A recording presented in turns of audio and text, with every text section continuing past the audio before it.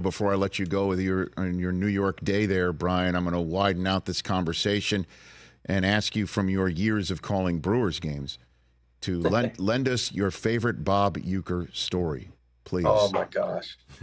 What do you have? I can't. I've sworn to the man I wouldn't share any stories, but I will say my favorite public-facing story I can tell you is when I first got to the Brewers, which was 2007. So Bob Uecker and I, we leave at the same time. So he's on the radio, I'm on television. Mm-hmm. We go to the elevator, we go down, and he parks his car inside the stadium. Mm-hmm. And if you know anything about Brewers culture, that's where there's only one car inside the stadium through the garage door inside the stadium. That's where he parks. And so I didn't park there and will never park there, but it was always a race for me to go get my car, which was, outside that lot, and try to get in my car, get down to that area as fast as I can. And here's why. Because when Bob Uecker leaves and we go up through the stoplight and then we kind of get ready to get on the highway, there's a police officer there who is manually controlling the red and green light, the traffic lights. And he's a traffic flow cop. And so when Bob Uecker pulls up to that light, they will turn that light green for one car, his car. And if you're close enough to him, they may let me go too. Nice. So I always try to pull up right behind Bob's car. And I'm telling you, as soon as Bob goes by, that light goes red again. And I've seen it a dozen times, and I'm always trying to be in that little convoy with Bob Uecker. So I don't know if that's like, it's a Bob Uecker story, but there's really, he's so funny. He's a comedic genius.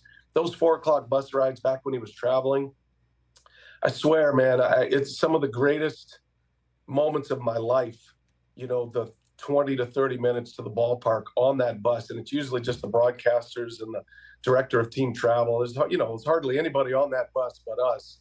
It was the late bus. And Bob Uecker just riffing off things he sees and people he sees. And one time he drove the bus. He literally backed a giant bus backwards down a tunnel in Houston. He was 85 years old and he backed the bus down. It's like, how does this guy back? And there were multiple turns down this tight little tunnel. And he's got players on the bus back, and everybody's got their cameras out. He backs the bus down. I think the bus driver got fired at that point for giving up the keys. But there's so many, man, and it's an honor to have spent all these years with that guy. I love that man just about as much as anybody I've ever been around. He's so great. Jealous, man. Jealous. What a treasure to have that. And I just love all those things, drafting off of Bob Uecker to get out of to escape the traffic, the post-game traffic.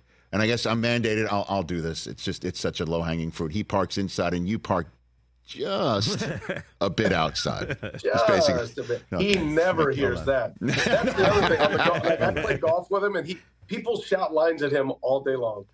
And he, it's like, just a bit outside is one of them. I'm sure it is. I'm sure it is. Catch the Rich Eisen Show every single day on the Roku channel, 12 to 3 Eastern, for free.